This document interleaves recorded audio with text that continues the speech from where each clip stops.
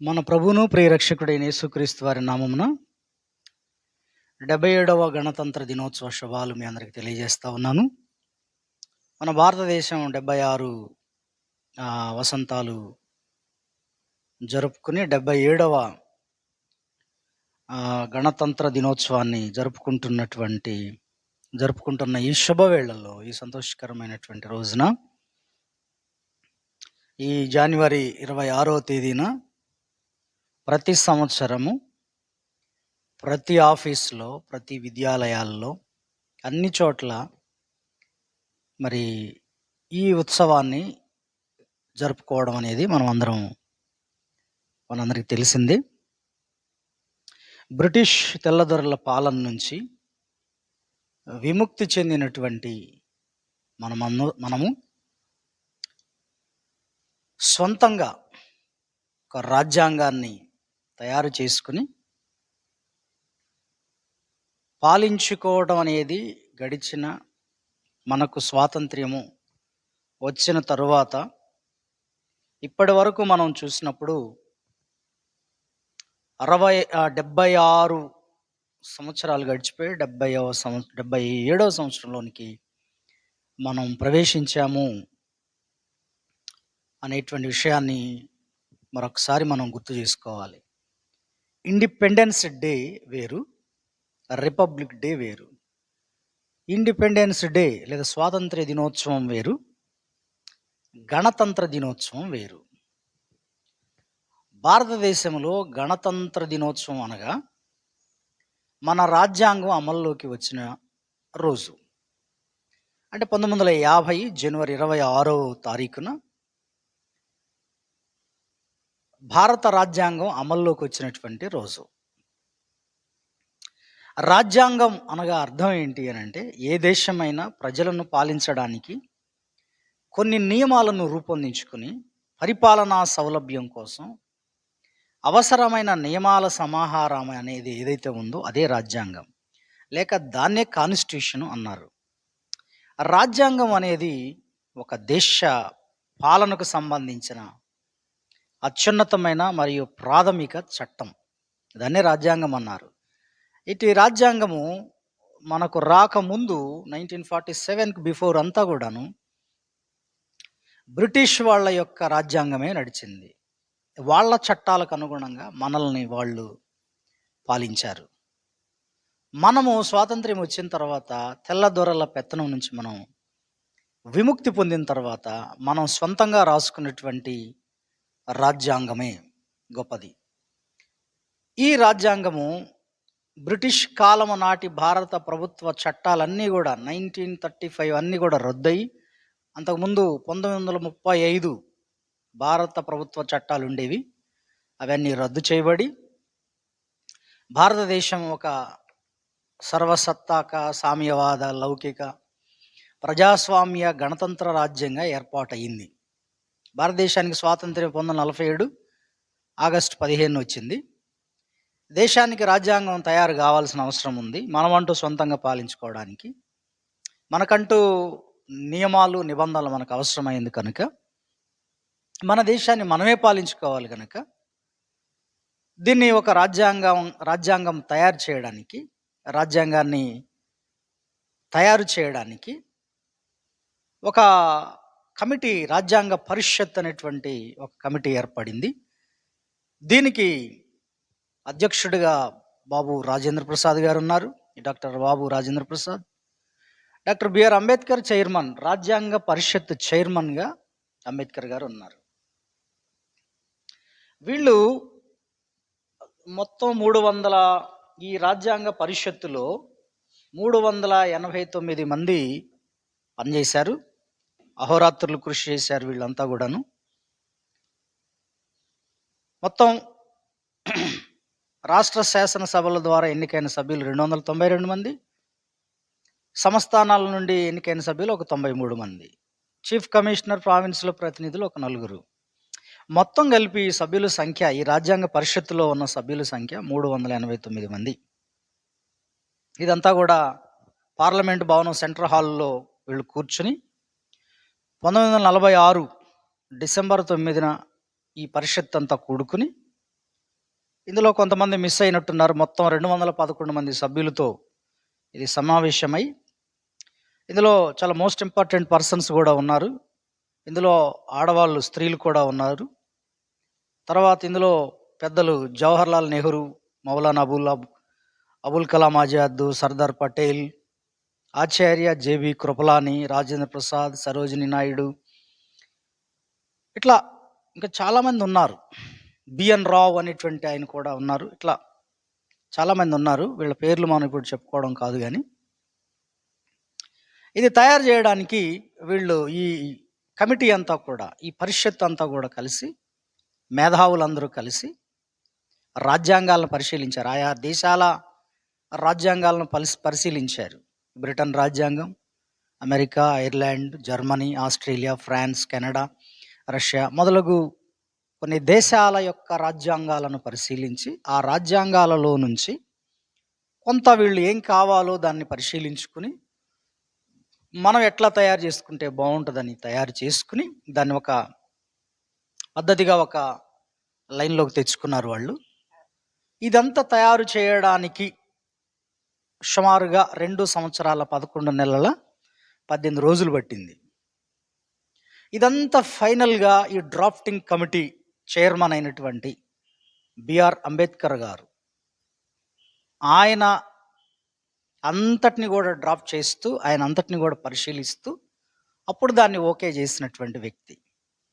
ఆయన మేధావి, అపర మేధావి. ఆ రోజుల్లో భారత రాజ్యాంగ నిర్మాత అనేటువంటి పేరు అందుకే ఆయనకు వచ్చింది. ఈ రోజున ఆయన్ని మతోన్మాదులైన పక్కన పెట్టారు కానీ, నిజానికి ఇంతమంది సభ్యులున్న ఆయనకున్న మేధా సంపత్తి ముందు వాళ్ళందరూ మామూలే, తక్కువ వారే అని చెప్పొచ్చు. కానీ 2 సంవత్సరాల 11 నెలల 18 రోజులు కాలం పట్టింది. రచన అంతటిని కూడా మరి పరిశీలించాడు. రచించటం ఇవంతా కూడా చాలా, వీళ్ళు ఇంతమంది ఉన్నప్పటికీ కూడా ఆయన మాత్రమే దీనికి మరి చాలా ప్రధాన పాత్ర వహించాడని చెప్పొచ్చు. ఇంత అతిపెద్ద లిఖితపూర్వకమైన రాజ్యాంగం రాయడము 2 సంవత్సరాల 11 నెలల 18 రోజులు పట్టింది. ఇది అమల్లోకి తీసుకురావడానికి 1950 జనవరి 26న అమలుపరచడం జరిగింది. భారతదేశము దీంట్లో ప్రాముఖ్యమైనటువంటిది ఏంటంటే సర్వసత్తాక, సామ్యవాద, లౌకిక, ప్రజాస్వామ్య, గణతంత్ర రాజ్యముగా అవతరించింది. రాజ్యాంగము ఆ యొక్క పీఠికలో, ప్రియాంబులు లేదా దాంట్లో ఈ విధంగా రాసుంటాయి: సార్వభౌమ, సామ్యవాద, లౌకిక, ప్రజాస్వామ్య అనేటువంటి పదాలు దాంట్లో వాడటం జరిగింది. ఎంత అద్భుతమైన వర్డ్స్ ఇవి! ఈ వర్డ్స్లోనే అత్యంత కీలకమైన విషయాలు కనిపిస్తాయి. నేను చదివాను వీటిని, నేను గమనించాను, అందుకే నేను మాట్లాడుతున్నాను. కాబట్టి సార్వభౌమ అంటే సావరిన్, సామ్యవాదం అంటే సోషలిస్ట్, అలాగనే లౌకికం అంటే సెక్యులరు, ప్రజాస్వామ్యం అంటే డెమోక్రసీ, డెమోక్రటిక్ రిపబ్లిక్ అని ఈ పదాలు వాడబడ్డాయి. ఇందులో ఈ పదాలకు అర్థం కూడా నేను గమనించినప్పుడు అర్థం ఏంటి అంటే, సామ్యవాదం అంటే సోషలిజం, అంటే ఉత్పత్తి సాధనాలపై లేదా భూమి, ల్యాండ్స్, ఫ్యాక్టరీలు, అలాగనే వనరులు, ఇవన్నీ కూడాను ప్రైవేటు వ్యక్తులకు కాకుండా సమాజానికి లేదా ప్రభుత్వానికి ఉమ్మడి యాజమాన్యం, నియంత్రణ ఉండాలని ప్రతిపాదించే ఆర్థిక రాజకీయ సిద్ధాంతమే సామ్యవాదం.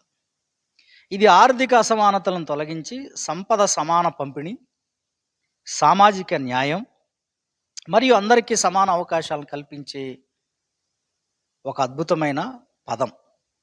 అందులో రాజ్యాంగంలో ఈ పదం నాకు చాలా గొప్పదిగా కనపడుతుంది. అందరూ సమానం, అందరికీ సమాన హక్కులు కల్పించాలి. ఈ పదంలోనే చాలా అద్భుతమైనటువంటి అంతరార్థం దాగి ఉంది, చాలా విస్తృత అర్థం ఉంది, చాలా అంశాలు ఇందులో ఉన్నాయి. కాబట్టి మనం గమనించినట్లయితే ఆ సామ్యవాదము, సార్వభౌమ అంటే ఇక దానికి మించింది లేదు అని, సార్వభౌమ అంటే అత్యున్నత అధికారం కలిగినటువంటిదని అర్థం, స్వతంత్రమైనదని అర్థం. సర్వాధికారము అంటే దేశ నిర్ణయాలు దేశము నిర్ణయాలు తీసుకునే అధికారం ప్రజలకి, ప్రభుత్వానికి మాత్రమే ఉంటుంది అనేది ఈ పదం అర్థం. సార్వభౌమం అంటే. సామ్యవాదము అంటే అందరూ సమానమే. ఏ అసమానతలు లేవు. అవి భూములు కావచ్చు, కర్మాగారాలు కావచ్చు, వనరులు కావచ్చు, అందరికీ ఇది సమానంగా పంచుకోవాలి సంపదని అనే అర్థం దానిలో దాగి ఉంది. మూడవది లౌకికం. ఈ లౌకికం అన్న దాన్ని సెక్యులర్ అంటే మతం, ఆధ్యాత్మిక విషయాలకు సంబంధం లేని భౌతిక ప్రపంచానికి లేదా లౌకిక విషయాలకు సంబంధించినటువంటి పదం ఇది. ఇది మత ప్రమేయం లేని, మతము నుండి వేరు చేయబడినది. ఈ రాజ్యాంగము మత సంబంధమైన రాజ్యాంగం కాదు అని చెప్పడానికి వాడిన పదం లౌకిక. సెక్యులర్, అందుకే దీన్ని ఈ దేశాన్ని సెక్యులర్ కంట్రీ అన్నారు. మతంకి సంబంధం లేని రాజ్యాంగం. ఎందుకంటే ప్రపంచంలో చాలా మత సంబంధమైనటువంటి రాజ్యాంగాలు ఉన్నాయి. ఇస్లాం కంట్రీస్ కానీ కొన్ని దేశాలు మనం చూసినప్పుడు వాటికి మత సంబంధమైనటువంటి రాజ్యాంగాలు వాటికి ఉన్నాయి. కానీ మన ఇండియాకు మాత్రం మత సంబంధమైన రాజ్యాంగం కాదు ఇది. ఈ రాజ్యాంగము లౌకికమైన ప్రపంచానికి సంబంధించిన, అందుకే ఇందులో మతపరమైన మతాలకు సంబంధించినటువంటి వివాదం లేదు ఇందులో. ఈ పదం అలాంటి అద్భుతమైన పదం, ఆ పదం వాడబడింది. తర్వాత మనం చూస్తే ప్రజాస్వామ్యం, డెమోక్రసీ. ప్రజల చేత, ప్రజల కొరకు, ప్రజలే ఎన్నుకునే ప్రభుత్వ విధానం ఉంది ఇందులో. ఇది ప్రజల పాలన. ప్రజలు ఓటు హక్కు ద్వారా పాలకుల్ని ఎన్నుకునేటువంటి హక్కు ఇందులో మనం చూస్తాం. కాబట్టి ఇన్ని పదాలను రాజ్యాంగంలో ఆ ప్రియాంబుల్ ఫస్ట్ పేజీలో అందులో మనం చూస్తే అక్కడ కనబడతాయి ఇవి. అందుకోసం రాజ్యాంగాన్ని రాసిన తర్వాత ఇవి దాంట్లో ఫస్ట్ మనకు చూపించారు అది ఎలాంటిది అని. దాని యొక్క మౌఖిక చిత్రం ఏంటి అనేది దాని మీద చూపించారు. సార్వభౌమ అంటే సావరిన్, సామ్యవాద, లౌకిక, ప్రజాస్వామ్య, గణతంత్ర దేశం. ఇందులో ఇంకేమున్నాయి అంటే ఈ పదాల్లో ఇంకా న్యాయము, దానికి ఇది ప్రకటించింది. దాని పౌరులకు న్యాయం, జస్టిస్, సమానత్వం, ఈక్వాలిటీ, స్వేచ్ఛ, లిబర్టీ, సోదరభావం, ఇవన్నీ కూడాను. ఇందులో మొత్తం 448 ఆర్టికల్స్ ఉన్నాయి. తర్వాత 8 షెడ్యూల్స్ ఉన్నాయి, 22 పార్ట్లు ఉన్నాయి. ఇవి మరి కొన్నిసార్లు రాజ్యాంగంలో ఇవి సవరణలు కూడా జరిగి పెంచటం కూడా జరిగింది ఈ 76 సంవత్సరాల కాలంలో. కొన్నిసార్లు రాజ్యాంగ సవరణలు జరుగుతూ వచ్చాయి. అలా మన దేశం ఒక రాజ్యాంగాన్ని ఏర్పరచుకొని ప్రపంచంలోనే అతిపెద్ద ప్రజాస్వామ్య దేశంగా పురోభివృద్ధిని సాధించి ఇప్పుడు అగ్రదేశాల సరసన కూర్చుంది. మన దేశాన్ని ఇప్పటివరకు 14-15 మంది ప్రధానులు పాలన చేశారు. చాలా అద్భుతమైనటువంటి రాష్ట్రపతులు, 15 మంది రాష్ట్రపతులు, 16 మంది రాష్ట్రపతులు పాలించారు ఇప్పటి వరకు. భారతదేశం విద్య, వ్యవసాయం, శాస్త్రం అన్ని రంగాల్లో పురోభివృద్ధి చెందుతూ 140 కోట్ల జనాభాను దాటినటువంటి దేశంగా, చాలా గొప్ప దేశంగా మనం చెప్పుకోవచ్చు. చాలా గొప్ప దేశంగా చెప్పుకోవచ్చు. అయితే ఇంత అద్భుతమైనటువంటి దేశానికి ఒకప్పుడు 5 కోట్ల జనాభా లేదా 30 కోట్ల జనాభా ఉన్నటువంటి దేశం కాలక్రమేణా అభివృద్ధి చెందుతూ వచ్చింది. విస్తృతమైనటువంటి పనులు జరిగాయి, ఎన్నో సంస్కరణలు జరిగాయి, ఎన్నో విద్య, వైద్య అన్ని రంగాల్లో చాలా చాలా వండర్ఫుల్గా పనిచేస్తూ వచ్చారు. రాజ్యాంగము రాను రాను ఆ హక్కుల్ని ప్రజలు, పాలకులు విస్మరిస్తున్నారేమో అని నాకు అనిపిస్తూ ఉంటుంది ఒక్కోసారి. ఎందుకంటే భారత రాజ్యాంగంలో పౌరులకు కొన్ని హక్కులు కూడా కల్పించబడ్డాయి. దీంట్లో సమానత్వపు హక్కు, చట్టం ముందు అందరూ సమానులే. ఇందులో కులం, ఈ రోజున ఈ హక్కుని బహుశా కాలు రాస్తున్నారేమో అనిపిస్తుంది. సమానత్వపు హక్కు ఆర్టికల్ 14-18. కులం, మతం. ఇప్పుడు భారతదేశాన్ని ఈ 2 బాగా శాసిస్తున్నాయేమో అనిపిస్తుంది. రాజ్యాంగానికి ఇవి 2 సమాంతరంగా పనిచేస్తున్నట్లుగా అనిపిస్తా ఉంది. కాన్స్టిట్యూషన్‌ని ఇవి 2 ఏదో చేయబోతున్నాయా అనిపిస్తా ఉంది. అలాంటి పరిస్థితులు నేడు కనబడుతున్నాయి. రెండవది ఈ రాజ్యాంగంలో స్వాతంత్రపు హక్కులు, చాలా హక్కుల గురించి, ప్రాథమిక హక్కుల్లో ఇది కూడా ఒక హక్కు. ఆర్టికల్ 1922 ఇందులో స్వాతంత్రపు హక్కు అన్నప్పుడు వాక్ స్వాతంత్ర్యం. అంటే మాట్లాడొచ్చు స్వేచ్ఛగా ఎవరైనా. ఈరోజు నేను కూడా స్వేచ్ఛగా ఇందులో మాట్లాడుతున్నాను. ఇది నాకు ఇచ్చింది భారత రాజ్యాంగమే. చాలామంది మాట్లాడుతున్నారు. మాట్లాడొచ్చు, ఏదైనా మాట్లాడొచ్చు. కానీ దానికి ఒక పద్ధతి, ఒక క్రమం, ఒక సిస్టమ్ ఉంటుంది కదా. అడ్డగోలుగా ఏది పడితే అది దూషణ మాటలు, లేకపోతే ఇష్టం వచ్చినట్లుగా మాట్లాడితే అది పాపమే కదా, తప్పే కదా. కాబట్టి శాంతియుతంగా మాట్లాడొచ్చు. తర్వాత మూడవది మత స్వాతంత్ర్యపు హక్కు. ఆర్టికల్ 25, 28 ప్రకారంగా తమకు నచ్చిన మతాన్ని అనుసరించవచ్చు. ప్రచారం చేసుకునే హక్కు కూడా మనకు భారత రాజ్యాంగం ఇచ్చింది. ఎంతో అద్భుతమైనటువంటి ఈ హక్కుని ఈ రోజున మతో ఉన్మాదులు చాలామంది కాలు రాసేస్తున్నారు. ముఖ్యంగా ఈ హక్కు మీకు క్రైస్తవులకు లేదు అన్నట్లుగా భారతదేశంలో ఉన్న కొంతమంది మత ఉన్మాదులు అట్లాగనే ఈ హక్కుని ప్రచారం చేసుకునేటువంటి హక్కుని భారత రాజ్యాంగం నాకు ఇచ్చింది, నీకు ఇచ్చింది, నీ మతాన్ని నువ్వు ప్రచారం చేసుకో, నీకు నచ్చిన మతంలోకి పో. అసలు రాజ్యాంగ నిర్మాణకర్త అయినటువంటి అంబేద్కర్ గారే మతం మారాడు. ఆయన నాకు హిందూ మతం వద్దు, ఎందుకంటే ఇందులో ఈ మతం నన్ను అణిచివేసింది, నా మనస్సును గాయపరిచింది అని ఆయన బౌద్ధాన్ని స్వీకరించాడు ఆయన. అలాగనే దీంట్లో ఈ హక్కును ఈ 25, 28 ఆర్టికల్స్లో దీన్ని చేర్చడం జరిగింది. ఈ హక్కు చాలా ఉన్నతమైనటువంటిదండి ఇది. కానీ ఇప్పుడు దీనికి కొంత జోడించి వీళ్ళు మతం మారుస్తున్నారు అని హ్యాండిల్ చేస్తున్నారు. పాలకులే హ్యాండిల్ చేస్తున్నారు. పాలకులే దాన్ని చేశారు. నేను ఈ మధ్యకాలంలో భారతదేశపు రాజకీయ నాయకులను, పాలకులను నేను గమనించినప్పుడు అసలు సెక్యులర్ అనేటువంటి లౌకికము అనే పదంలోనే మతాధారితమైనటువంటి రాజ్యాంగం కాదు అని ఆ పదం చెప్తుంది. అలాంటిది దేశ ప్రధాని మొదలు పెడితే సామాన్యుల వరకు, చివరికి ఇస్రోకి చెందినటువంటి వాళ్ళు కూడా శాటిలైట్స్ను పైకి పంపించాలంటే వాళ్ళు పూజలు చేసి శాటిలైట్స్ను పైకి పంపిస్తున్న దౌర్భాగ్య స్థితి సైంటిస్టులు. అసలు నీకు ఆ రాజ్యాంగంలో మత ప్రమేయము లేని సైన్స్ నువ్వు చెప్పాలి. ఒకవేళ నీకు ఆధ్యాత్మిక విలువలు ఉంటే అవి ఇంటికాడ చేసుకోవచ్చు, కానీ అది చేస్తున్నారు. ఎంత దారుణమైన పరిస్థితో. కంప్లీట్గా చాలామంది మత ఉన్మాదులు, ఇప్పుడు దేశ పాలకులు కూడా మనం చూస్తే చక్కగా మన ప్రక్క రాష్ట్రాల్లో ఉన్న వాళ్ళే ప్రజల ఓటు హక్కులతో గెలిచి సాధారణమైన వ్యక్తులను నిర్లక్ష్యం చేయడం మనం చూస్తున్నాం. పౌరులను నిర్లక్ష్యం చేయడం మనం చూస్తున్నాం. అంతేకాకుండా మాట్లాడితే సనాతన ధర్మం అని చెప్తూ ఉన్నారు. ఇవన్నీ మనం నేడు రాజ్యాంగాన్ని వీళ్ళందరూ గౌరవిస్తున్నట్లుగా నాకు కనబడట్లేదు. అవసరమైతే ఇది రచించినటువంటి మహనీయుడైనటువంటి అంబేద్కర్ గారిని కూడా కించపరుస్తున్న పరిస్థితి ఆయా చోట్ల మనం చూస్తూ ఉంటాం.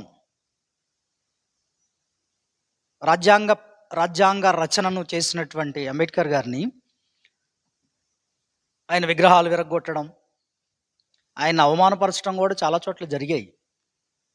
ఇవన్నీ మనం నేడు చూస్తున్న పరిస్థితులు చూస్తే రాజ్యాంగాన్ని గౌరవిస్తున్నట్లుగా నాకైతే అనిపించట్లేదు.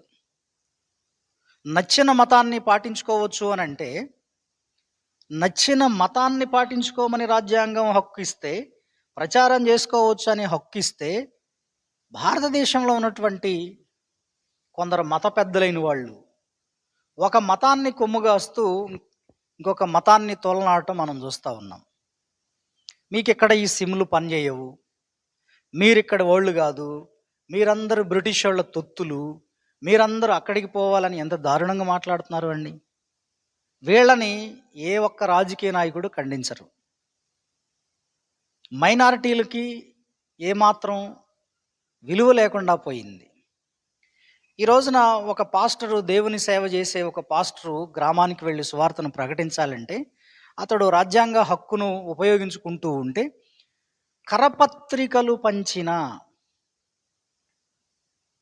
దాన్ని వెంటనే బూచిగా చూపించి వీళ్ళు మతం ప్రచారం చేస్తున్నారు. వాళ్ళు అడిగేదేంటి, మీకు పర్మిషన్ ఉందా? పర్మిషన్ ఏంటి దానికి? ఎంత దారుణమైన పరిస్థితి అండి. నలుగురు కూర్చొని ప్రార్థన చేసుకుంటున్నటువంటి ఊర్లో ఒరిస్సాలో జరిగింది మొన్ననే. నలుగురు కూర్చొని ఒక ఇంట్లో ప్రార్థన చేసుకుంటుంటే, ఆ ఊర్లో కొంతమంది దుండగులు లేదా మతోన్మాదులు వెళ్ళి వాళ్ళ మీద దాడి చేసి, ఆ పాస్టర్ గారిని కొట్టి, చెప్పుల దండ వేసి ఊరంతా ఊరేగించుకుంటూ పేడ కూడా తినిపించారు అనేటువంటి వార్తలు మనం విన్నాం. అదంతా మనం చూస్తే మత స్వేచ్ఛను ఈ వ్యక్తులు కాల రాశారా లేదా? ఇలాంటి వాళ్ళని ఇక్కడ మత స్వేచ్ఛని, రాజ్యాంగం ఇచ్చిన ఈ స్వేచ్ఛను వీళ్ళు నాశనం చేస్తున్నారు. ఈ హక్కు నీకొక్కడికే కాదు, అందరికీ ఉంది. ఈ దేశంలో పుట్టిన ప్రతి పౌరుడికి రాజ్యాంగం ఇచ్చింది నాకు ఆ హక్కు. నేను ప్రకటించుకోవచ్చని రాజ్యాంగమే నాకు చెప్పింది. ఇతరులకు అభ్యంతరం లేని విధంగా నా పని నేను చేసుకుంటూ పోతాను నేను. దాన్ని అడ్డు తగిలేటువంటి హక్కు నీకు లేదు. పర్మిషన్లు అడిగే హక్కు నీకు లేదు. కానీ ఈనాడు ఇంత దారుణమైన పరిస్థితి అంటే, పాలకులు చేసే పనులు, పాలకులే అసలు సెక్యులర్ అనే పదం తీసేయాలనేటువంటి పరిస్థితి. ఎందుకంటే ఆ పదం తీసేస్తే ఇంకేముండదు కదండి, మతం. ఇప్పటికే మతం అనే పరిస్థితి ఉంది. మహానుభావుడు అయిన అంబేద్కర్ గారు చక్కగా దీన్ని పొందుపరచడం చాలా మంచిదైంది. లేకపోతే వీళ్ళు ఇంకేం చేసేటోళ్ళు, ఎంత దారుణమైన పరిస్థితులు తీసుకొచ్చేవాళ్ళు. కాబట్టి ఇంత అద్భుతమైన రాజ్యాంగాన్ని ఒక విధంగా చెప్పాలంటే భారతదేశపు మోషే గారుగా మనం చెప్పొచ్చండి. కొందరు అంటున్నారు భారతదేశపు మోషే అని. నేను ఎక్కడో చూశాను. ఎవరు? అంబేద్కర్ గారు. ఎందుకు ఈయన్ని పోల్చారు అని అంటే, ఇస్రాయేలీలు ఐగుప్తు దేశంలో నుండి వచ్చిన తర్వాత బయటకు వారు 430 సంవత్సరాలు బానిస బ్రతుకు బతికారు. వాళ్ళు ఐగుప్తీయుల చేతిలో మగ్గిపోయారు, వెట్టి చాకిరీ చేశారు. అలాంటి వాళ్ళ నుంచి మోషే గారు వాళ్ళ ఆ దాస్యశృంఖాల నుంచి విడుదల చేసి వారిని తీసుకుని వచ్చాడు బయటికి. తీసుకొచ్చి కనాను దేశంలో వారిని నిలవబెట్టిన తర్వాత వాళ్ళకు ఇచ్చినటువంటి 10 ఆజ్ఞలు లేదా వాళ్ళు ఉండవలసినటువంటి జీవిత విధానాలు, నియమ నిబంధనలు కూడిన ధర్మశాస్త్రం ఆనాడు మోషే గారు ఇచ్చాడు. ఒక జనాంగానికి ఇవ్వబడ్డటువంటి చట్టము మోజెస్ లా, ధర్మశాస్త్రం. కానీ అది దేవుడు ప్రపంచానికి అంతటికి వర్తించేలా చేశాడు దాన్ని. అందులో నుండి ఆ ప్రపంచంలో అనేక దేశాల వరకు, అనేక జనాంగాలకు అది వర్తించే ఒక నీతి ఉంది. దేవుడు ఆ సేవకుడు ద్వారా, మోషే గారి ద్వారా ఇచ్చింది. అలాగే భారతదేశానికి రాజ్యాంగాన్ని ఇచ్చినటువంటి మరొక మోషే లాంటి వ్యక్తిని మనం చూస్తాం, ఆయన అంబేద్కర్ గారు. ఈయన భారతదేశానికి ఇచ్చిన రాజ్యాంగం ఎంత గొప్పగా ఉంటుందంటే అంత గొప్పది, అంత గొప్పగా అనిపిస్తూ ఉంటుంది. కాబట్టి ఇందులో అందరూ అన్ని మతాలు, అన్ని కులాలు, అన్ని వర్గాల వారు, అందరూ బలహీన బడుగు వర్గాలు అందరూ సమానంగా ఉండే ఒక హక్కు కూడా ఈరోజు దెబ్బతీస్తున్న పరిస్థితులు మనం చూస్తున్నాం. చాలా దారుణమైన పరిస్థితి. ఇట్లాంటి ఈరోజు నేను ఎందుకు రాజ్యాంగాన్ని గౌరవించాలని నేను కోరుతున్నాను. నేనేం మాట్లాడుతున్నానంటే, ఈ రోజున రాజ్యాంగాన్ని మనం గౌరవించాలి. రాజ్యాంగం విలువైనది. రాజ్యాంగ విలువలను, అంబేద్కర్ గారి ఆశయాలను ప్రతి మనిషి తెలుసుకోవాలి. అంబేద్కర్ గారు క్రైస్తవుడా కాదా అనేది మనం పక్కన పెడితే, ఆయన ఎంతో మేలుకరమైనటువంటి రాజ్యాంగాన్ని ఇచ్చాడు. ఎంతో మేలుకరంగా దాన్ని ఆయన చేయడం జరిగింది. అందుకే ఇంత అద్భుతమైనటువంటి రాజ్యాంగాన్ని 1950 జనవరి 26న అమలులోకి తెచ్చినటువంటి ఆ రోజు నుండి ఇప్పటి వరకు 76 వసంతాలు కంప్లీట్ చేసుకుని 77లోనికి ప్రవేశించినటువంటి ఈ శుభ సందర్భాన మీ అందరికీ నేను మరొకసారి తెలియజేస్తూ, మీకు శుభాలు తెలియజేస్తూ, దేవుడు ఎంతో మరి మానవాళి మనుగడ కోసం, మనుషుల యొక్క క్షేమం కొరకు ఆయా దేశాలు వాళ్ళ పరిపాలన చేసుకునేటట్లుగా వారికి కృప చూపాడు. అట్లాగే మన దేశానికి కూడా కృప చూపాడు. అన్నిటికంటే ముఖ్యంగా ఈ దేశంలో ఇప్పుడున్న కాలాన్ని మనం చూస్తే, ఇప్పుడున్న పరిస్థితులు మనం చూస్తే, ఇప్పుడున్న వాతావరణం మనం చూస్తే గనక స్వాతంత్ర్యం అనేటువంటిది, స్వేచ్ఛ అనేది విచ్చలవిడితనంగా మారిపోయినట్లుగా అనిపిస్తూ ఉంది. స్వాతంత్ర్యాన్ని పాపానికి హేతుగా మార్చేసుకున్నారు. ఇలాంటి భయంకరమైనటువంటి పరిస్థితులు నేడు కనబడుతున్నాయి. ఏమీ క్రైమ్స్ ఏమి తగ్గట్లేదు. రాజకీయ సంబంధమైనటువంటి సమస్యలు ఎక్కువైపోయాయి. మనకి ఇవన్నీ కనబడుతున్నాయి. చాలా దారుణమైన వాతావరణంగా అనిపిస్తూ ఉంది. ఒక్కోసారి అనిపిస్తుంది ఎటుపోతుంది మన దేశం అని. కానీ ఎటుపోయినా మన దేశం కోసం మనం, క్రైస్తవుడు దేశం కొరకు ప్రార్థించేవాడు. ఒక క్రైస్తవుడు దేశం కోసం విజ్ఞాపన చేయమని దేవుడే స్వయంగా ఆదేశించాడు. మనం ఒకసారి చూసినట్లయితే దేవుని వాక్యంలో ఆయన చక్కటి మాట రాస్తాడు. తిమోతికి రాసిన పత్రికలో చక్కటి మాట రాశాడు. ఏం మాట రాశాడంటే, మనము సంపూర్ణ భక్తియు మాన్యతయు కలిగి నెమ్మదిగాను సుఖముగాను బ్రతుకు నిమిత్తము, అన్నిటికంటే ముఖ్యముగా మనుషులందరి కొరకును, రాజుల కొరకును, అధికారులందరి కొరకును విజ్ఞాపనములను, ప్రార్థనలను, యాచనలను, కృతజ్ఞతాస్తుతులు చేయవలెనని హెచ్చరించుచున్నాను. ఇది మంచి ఇదియు మన రక్షకుడుగు దేవుని దృష్టికి అనుకూలమైనది ఉన్నది. దేవుడు చెప్తున్నాడు, తన ప్రజలకు చెప్తున్నాడు, దేశ క్షేమం కొరకు ప్రార్థించండి,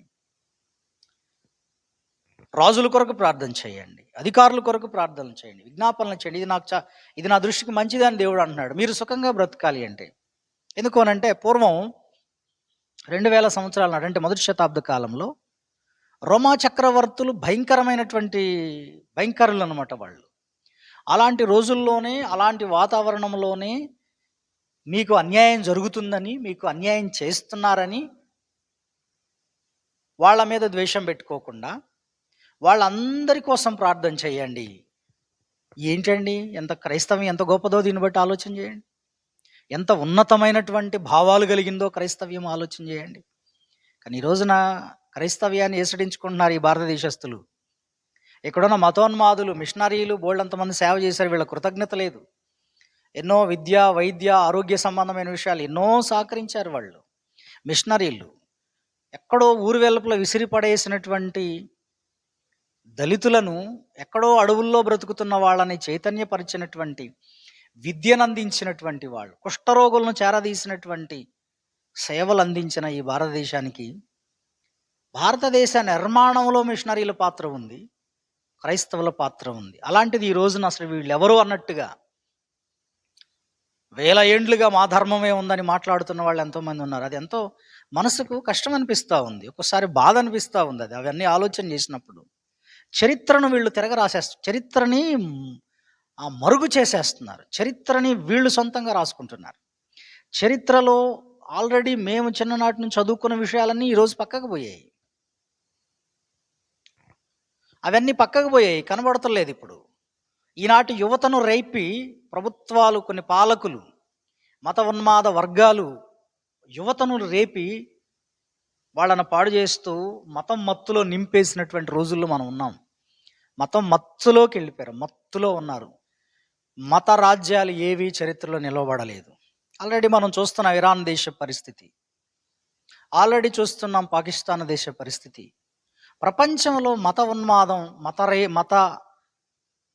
మతం చేత ఆవరించబడిన ఏ సామ్రాజ్యాలు నిలవవు.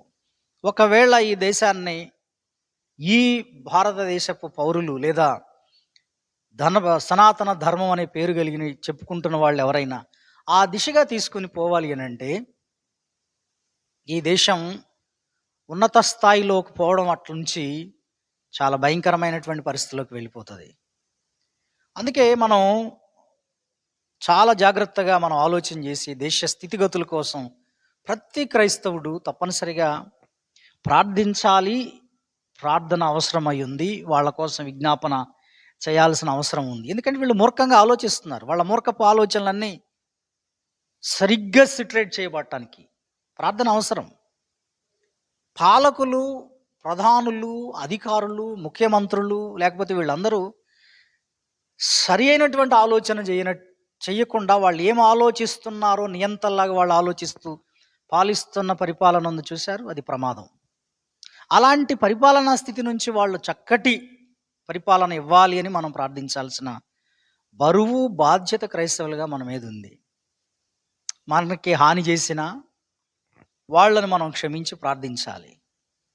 అలాగే మనకిచ్చిన చట్టం కూడా ఉంది కాబట్టి దాన్ని ఉపయోగించుకుని మనం కూడా వాళ్ళతో మాట్లాడవచ్చు. కనుక ఈ సమయంలో ఈ కార్యక్రమాన్ని వింటున్నటువంటి మనము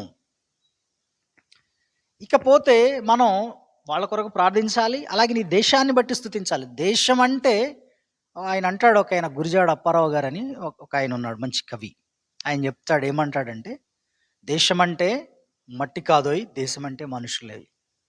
నిజంగా ఆ అప్పారావు గారు చెప్పినటువంటి ఆ మాట వండర్ఫుల్ వర్డ్ అండి. కాకపోతే ఈ రోజున మనం చూస్తే దేశం నిండా మంచి చక్కటి వనరులు కలిగిన ఈ దేశం అసలు అన్ని రంగాల్లో ఎటుపోతుందో తెలియని పరిస్థితి. దేశం అంటే మనుషులో అన్నప్పుడు మనుషుల్లో విలువలు కోల్పోతున్నట్టు కనిపిస్తూ ఉంది.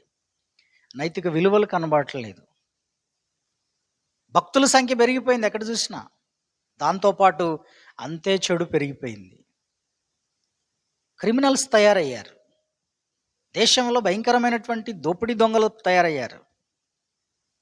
దేశాన్ని మనం కాపాడుకోవాల్సిన అవసరం ప్రతి క్రైస్తవుడు మీద ఉంది. అది ప్రతి క్రైస్తవుడు ప్రార్థనలో దేవుణ్ణి మనం వేడుకోవాల్సిన అవసరం ఉంది. అలాగే నీ దేశాన్ని బట్టి మనం స్తుతించాలి. దేవా, నన్ను ఈ దేశంలో పుట్టించావు కదా అని. దేశంలో ఉన్న ప్రతి ఒక్కరూ నా సహోదరులని మనం ప్రతిజ్ఞ చేశాం చిన్నప్పుడు. ఆ ప్రతిజ్ఞ ఆ ప్లెడ్జ్ చాలా గొప్పదనిపిస్తుంది నాకు. కాబట్టి ఇవన్నీ నేను ఆలోచన చేస్తున్నప్పుడు నాకు అనిపిస్తూ ఉంది, దేవుడు చెప్పిన మాటలు ఎంత గొప్పవి అని. దేశ క్షేమం కొరకు ప్రార్థించమంటాడు. ఇంకో చోట ఇర్మియా గ్రంథము 29:7లో మీరు చెరగొనపోయినటువంటి ఆ దేశంలో ఆ దేశ క్షేమం కొరకు ప్రార్థన చేయండి అంటాడు. 29వ అధ్యాయం 7వ వచనం, నేను మిమ్మల్ని చెరగొనిపోయిన పట్టణము యొక్క క్షేమము కోరి దాని కొరకు యెహోవాను ప్రార్థన చేయుడి, దాని క్షేమం మీ క్షేమమునకు కారణమగును. అంటే మన దేశం క్షేమంగా ఉంటే, సుభిక్షంగా ఉంటే, చక్కగా పంటలు పండి ఆశీర్వాదకరంగా ఉంటే మన దేశం మనకు కూడా క్షేమమేది. కాబట్టి దాని క్షేమము మన క్షేమానికి కారణమవుతుంది. కాబట్టి నా దేశమైనటువంటి ఈ ఇండియా క్షేమంగా ఉంటేనే మనం క్షేమంగా ఉంటాం. అందుకే భారత రాజ్యాంగం ఇచ్చిన విలువలను మనం కాపాడుకుంటూ ఆ విలువల్లో మనం మరి ఎట్టి పరిస్థితుల్లో వాటిని విస్మరించకుండా రాజ్యాంగాన్ని నెమరవేసుకుంటూ ఈ రోజున ఈ జనవరి 26వ తేదీన ఈ కాన్స్టిట్యూషన్ తయారు చేయబడ్డటువంటి రోజున, లేదా రిపబ్లిక్ గణతంత్ర దేశంగా ప్రకటించబడ్డటువంటి 76 సంవత్సరాలుగా మనమే పరిపాలించుకుంటున్న ఈ అద్భుత దేశాన్ని బట్టి నేను దేవుని స్తుతిస్తూ, సమాన హక్కులు, మత స్వేచ్ఛ, భావ ప్రకటన స్వేచ్ఛ, ఇలాంటి స్వేచ్ఛ కలిగినటువంటి ఈ దేశాన్ని పాడు కాకుండా, ఇది ఇంకా వందలాది సంవత్సరాలు, వేల సంవత్సరాలు ఈ దేశము రాజ్యాంగపు నీడలోనే సాగాలని, దేవుని నీడలోనే కొనసాగాలని కోరుకుందాం. నేనైతే ప్రార్థిస్తున్నాను, నేనైతే దేవుణ్ణి గణపరుస్తున్నాను, దేవుని స్తుతిస్తున్నాను. ఇంత చక్కటి దేశంలో పుట్టించిన నా దేవునికి స్తుతులు చెల్లిస్తున్నాను. ఇంత చక్కటి భారత రాజ్యాంగము ఇచ్చినటువంటి దేవునికి నేను స్తుతులు చెల్లిస్తున్నాను.